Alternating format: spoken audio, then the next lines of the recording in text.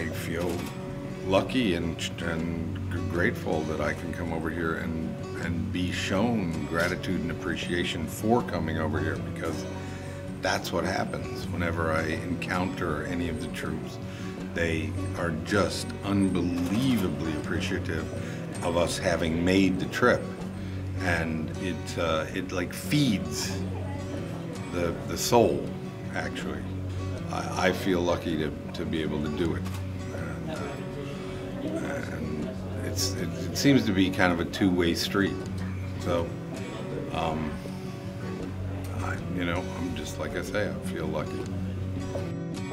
Right into this world all alone.